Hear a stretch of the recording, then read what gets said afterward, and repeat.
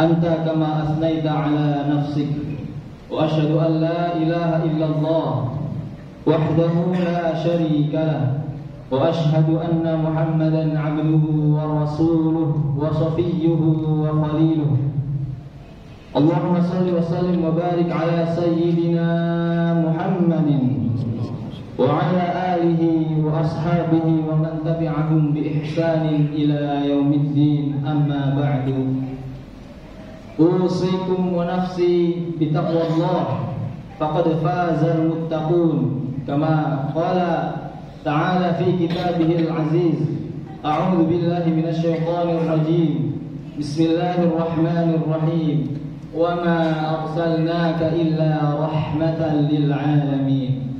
Jamaah sidang Jumat yang dimuliakan oleh Allah Subhanahu wa taala, mengawali khutbah Jumat pada hari yang mulia ini, khatib mewasiatkan takwa kepada khatib diri sendiri khususnya dan umumnya kepada jamaah semuanya. Mari di hari Jumat, hari mulia ini, di bulan mulia ini, sama-sama kita tingkatkan ketakwaan kita kepada Allah Subhanahu wa taala sebagaimana yang dijelaskan oleh para alim ulama bahwasannya takwa itu ialah imtithalu awamirillah wajtinabu nawahihi ibtigha'a mardatillah. Semata-mata kita menjalankan ketaatan hanya untuk Allah Subhanahu wa taala dan juga menjauhi apa yang dilarangnya semata-mata ibtigha'a mencari daripada ridha Allah Subhanahu wa taala.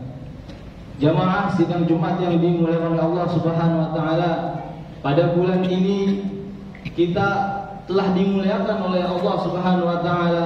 Allah masih panjangkan umur kita pada bulan yang mulia ini, bulan Rabiul Awal. Kenapa bulan ini dikatakan bulan yang mulia? Bahwasannya Allah Subhanahu wa taala melahirkan nabi kita, Nabi Muhammad sallallahu alaihi wasallam pada bulan ini, yaitu bulan Rabiul Awal.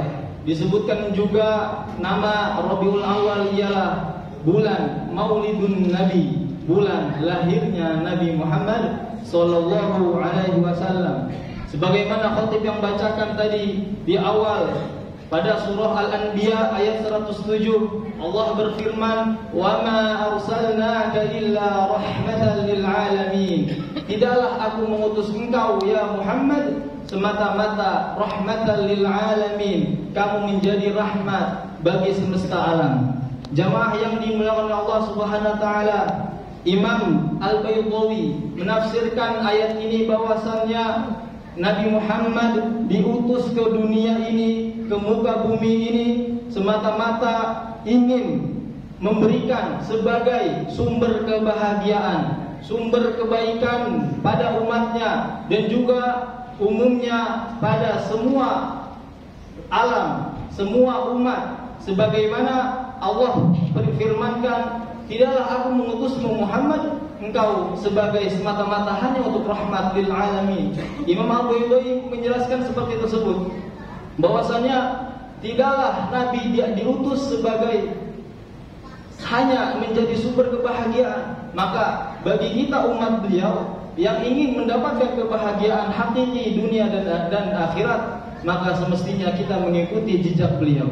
Dan juga ditafsirkan oleh Imam Ibnu Abbas radhiyallahu anhu, ahli tafsir di kalangan sahabat, bahwasannya ayat ini ialah siapa saja, siapa orang yang merasakan kebahagiaan, yang merasakan mengikuti ajaran yang Nabi bawa, maka ia akan selamat dunia dan akhirat. Sebaliknya, siapa saja yang tidak merasakan kebahagiaan dan bahkan merasa tidak ada rasa bahagia sedikit pun dari diutusnya Nabi, maka dia tidak akan merasakan dunia dan akhirat. Terlebih na'udzubillah menolak bahwasannya Nabi datang ke muka bumi ini tidak membawa rahmat, maka ia akan merasakan kepahitan kehidupan di dunia dan terlebih di akhirat. Jamaah yang dimuliakan Allah Subhanahu wa taala, bisa kita ambil poin pertama, Nabi diutus hanya sebagai rahmat, yang artinya sebagai memberikan kasih sayang kepada kita semuanya. Apa contohnya? Ketika tidaklah kita mengingat kisah Nabi ketika hijrah ke kota Taif pada waktu itu, Nabi ingin mendapatkan perlindungan karena di tempatnya merasakan kepahitan karena kaumnya di sana menyakiti Nabi.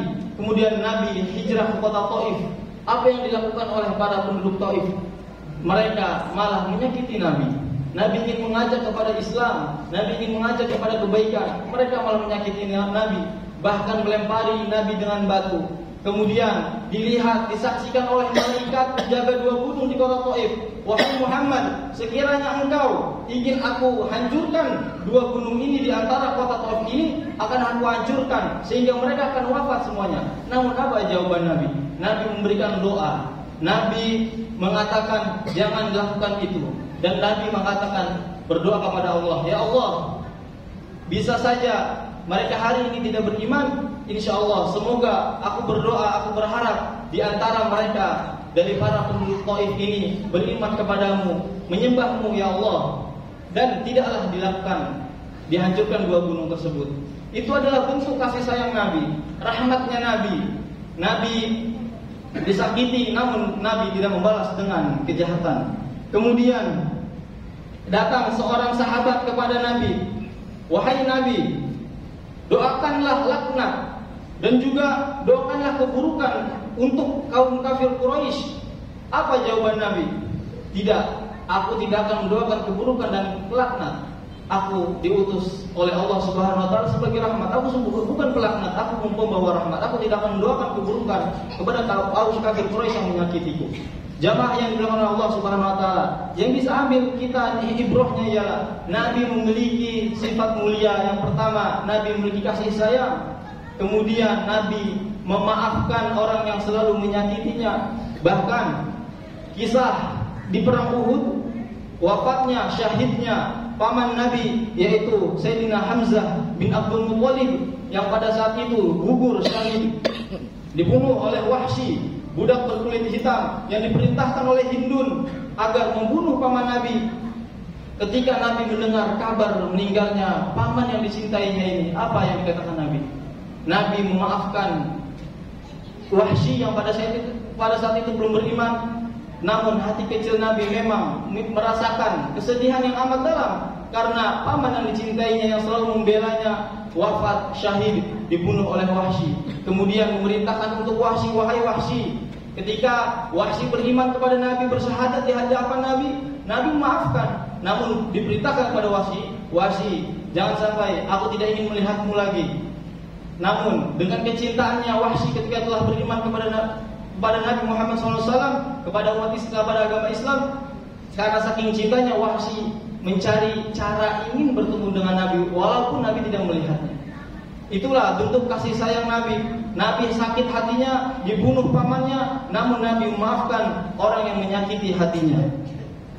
Nilai positif yang diberikan oleh Nabi ini bisa kita terapkan di kehidupan kita. Bahwasanya sifat kasih sayang Nabi bersifat universal, maksudnya tidak pilih kasih, tidak kepada orang muslim saja, bahkan kepada orang kafir pun Nabi masih memaafkan.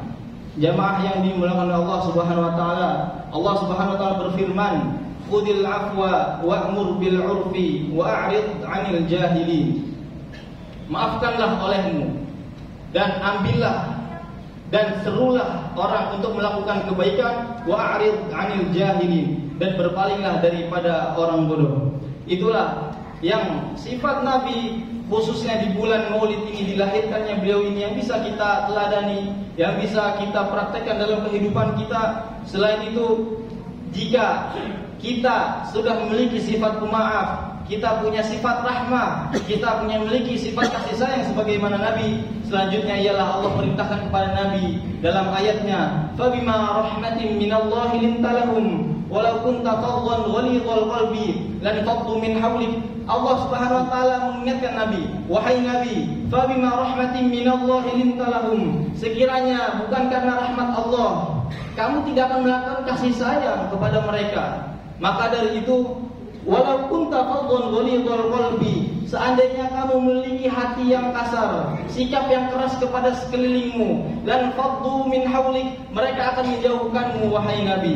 Nabi diutus menjadi rahmatan lil alamin. Bagaimana Nabi ingin mengajak umat muslim, umat yang pada saat itu belum beriman, agar beriman kepada Allah, dan dengan cara rahmah, dengan cara baik hati, dan juga dengan cara memaafkan mereka semua yang menyakiti Nabi SAW.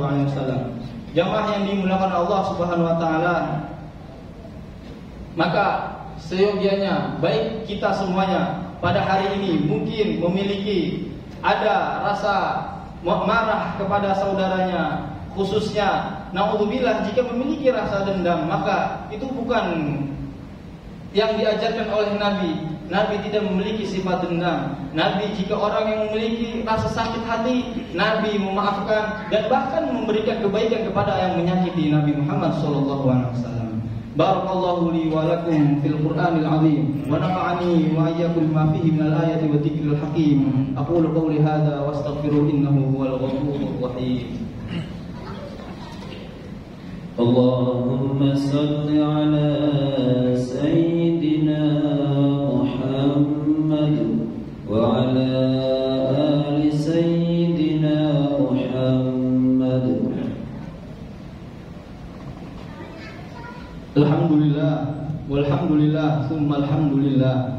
Asyhadu an la ilaha illallah wahdahu la syarika lah wa asyhadu anna sayyidana Muhammadar Rasulullah alladzi la nabiyya ba'dahu wa la rasula ba'dahu. Allahumma salli wa sallim wa barik ala nabiyyina Muhammad wa ala alihi wa ashabihi wa man tabi'ahum bi ihsanin ila yaumil qiyamah. Amma ba'du, fa ya ayuhan nas, usikum wa nafsi bi taqwallah faqad fazal muttaqun. Faqala Allah ta'ala, inna Allah wa malaikatahu yusalluna 'alan nabi ya ayyuhalladzina amanu sallu 'alaihi wa sallimu taslima.